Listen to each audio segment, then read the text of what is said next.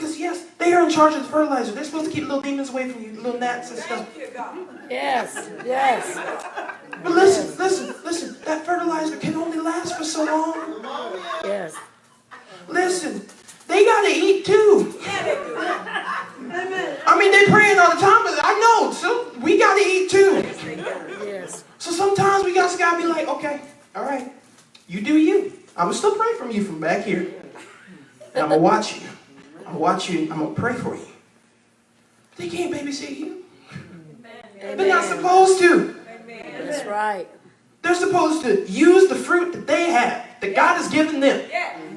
Teach, sir. to help make more seeds. Because when you become a tree, you become a shade for the people who are running from God.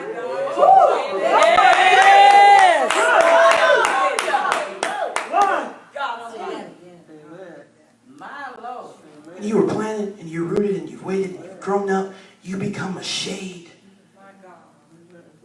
a safe place for people to hide. But then you get to pop out and be like, listen, I'm bearing fruit. You can't hide under me. Because here's the thing, I serve a God who knows where you're at all times.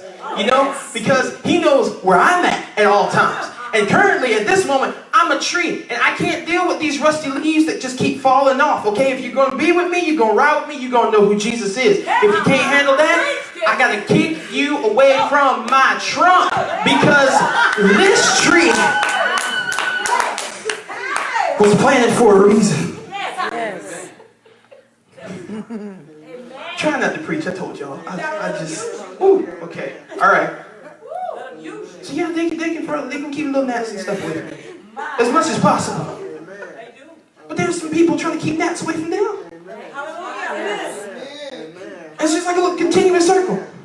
We're just trying to, Lord, bless them. Bless them. Lord God, keep blessing them. Lord God, you bless them today. Okay, Lord God, I need you to bless them again. I need you to bless them right now. I need you to bless them with anything that they need. I need you, God, to be more than just fertilizer for them. I need you to be an everlasting protection for these trees right here.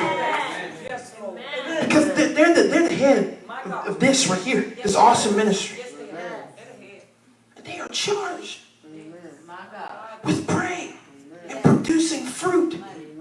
So that way, from that fruit, there's going to be some seeds. And those seeds will grow up. And they will have been planted in some good soil. They will have been pruned as much as they possibly can. They will grow up and be strong. And they'll win other seeds. They'll teach other seeds the way.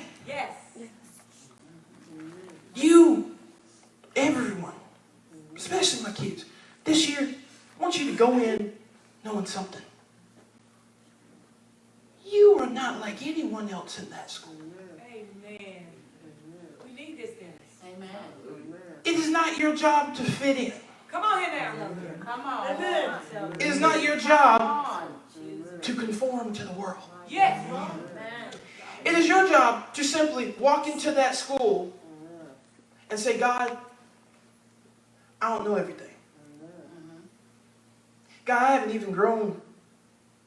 I don't feel like spiritually, but I'm asking you right now to continue to grow me and to continue to strengthen me. So I can be better, not just for me, but for the people around me, because they need to see who you are to me. So yeah, when you go into that school, you're going to be tempted. When you go into work, you're going to be tempted. Because we all get tempted. Yes.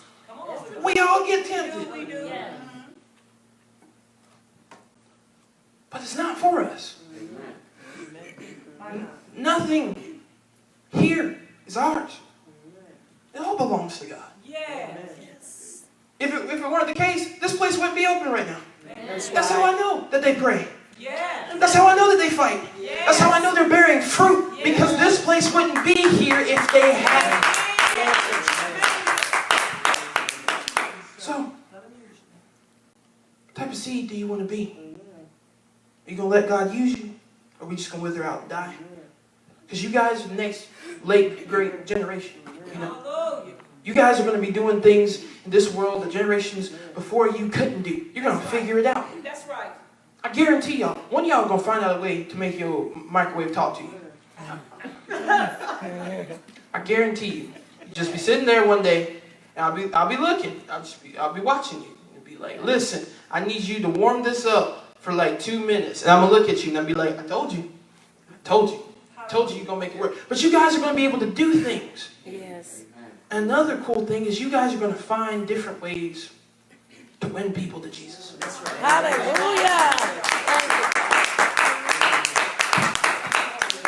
You're going to find your own way. You're going to make it work. Yes. Thank you, God. This is my way. Playing that guitar, playing that piano, giving it all I've got, whether I sound fantastic or not, You're a blessing, sir. is all I got. Thank you, God. Amen. And I've acknowledged that since I moved back to Fayetteville.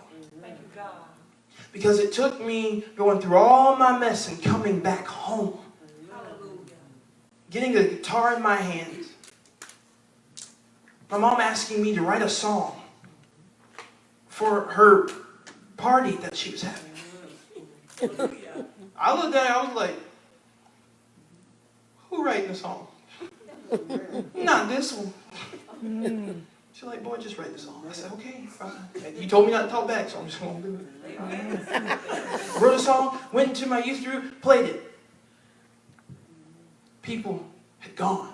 They had withered. They were gone. They were on to their little next adventure and everything. All this time, I'm like, God, when are you going to grow me up? He said, since you keep asking that question, I'm going to do you one better. I'm going to show you where you can be. I'm going to make you wait a little bit longer. So I waited and I waited and I waited. Finally went in one day, played the song. A buddy of mine was there. 2 of my friends walked in. And they said, Dennis, bro, you can sing. I said, well, you know. He said, no. You can sing. You should be up here. I said, no. I should be way in the back. One of my friends said, well, you've been up there for the longest time. Don't you want to come down here? Hallelujah. Yeah. First night. The very first night that I ever played at Crosswalk, I sung my own song. Yeah. Not because I grew up too fast, not because I pushed my way into it, but because I was planted in good soil. And I was taught from a very young age that sometimes, yes, it's going to hurt. Sometimes you're going to have to wait. Yes, sometimes God isn't growing you up as fast as other people are growing up. But if you will just stay in the good soil, if you will keep reading your word, if you will keep listening to wise counsel, if you will keep going, I guarantee you, Hallelujah. My God. your time's going to come. Yes. Played my very first song, my very first time on stage. Since then, I've written dozens, hundreds of songs. Yes. Thank you, God. I made a Christmas album with my sister. Yes. Beautiful. It Yes. sold out Hallelujah. in a week. Hallelujah. Thank you, God. Hallelujah. I made another album. Came back, I said, that's not enough. I got to keep going. There's more songs to be written. Yes. God said, you sure about that? You sure you want me to use you? I'm like, go ahead, use me. He's like, it's going to hurt. I said, I know. He said, you're going to have to wait. I know. Hallelujah. But you haven't failed me yet. So I'm going to keep waiting. I'm going to keep praying. I'm going to keep working on me. So that way when I come in 2019 to this place and I'm preaching right here and I'm thinking back to all the times I said, God, it's not happening. I can't do it. I'm remembering now, God, you planted me in good soil. All I had to do was sit there and wait. Yes. And now I'm still growing, but I'm almost a tree. I'm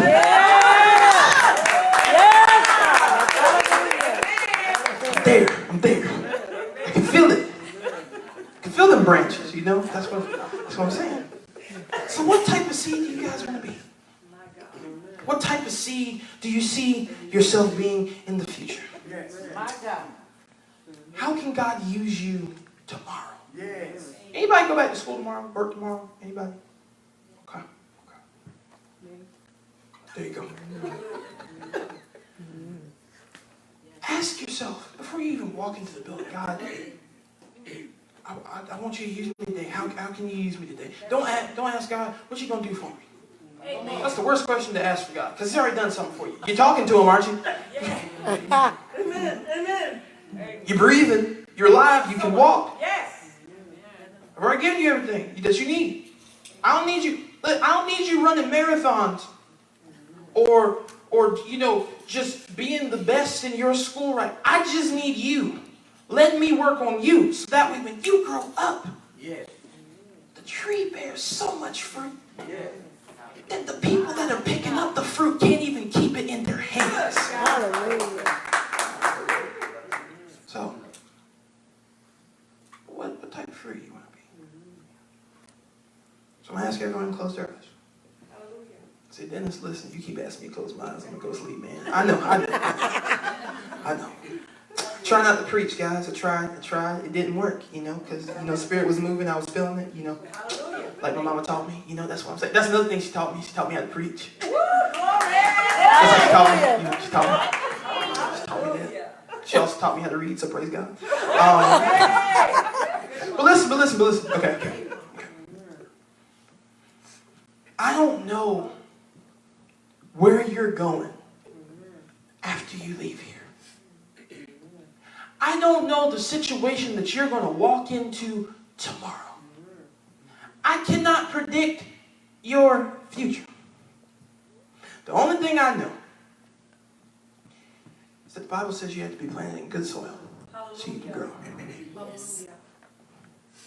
Here's the cool thing about soil. It's dirty, but it's necessary.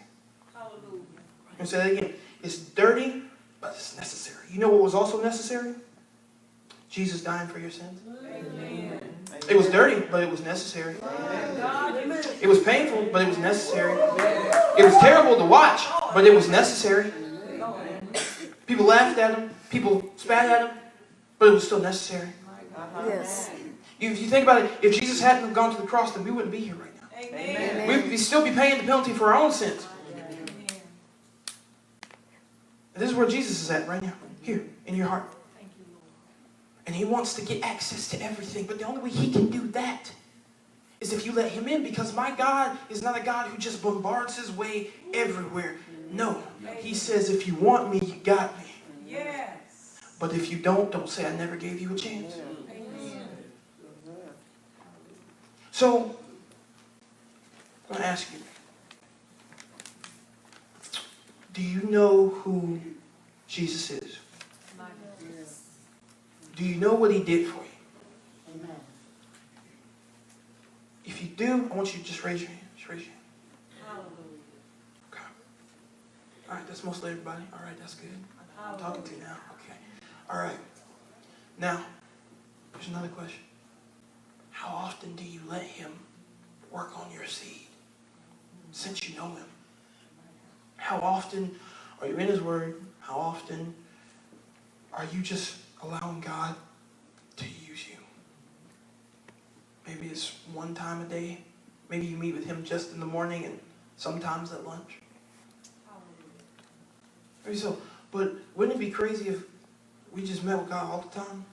Wouldn't it be like just a crazy far out idea if we would let the person with all the answers My God.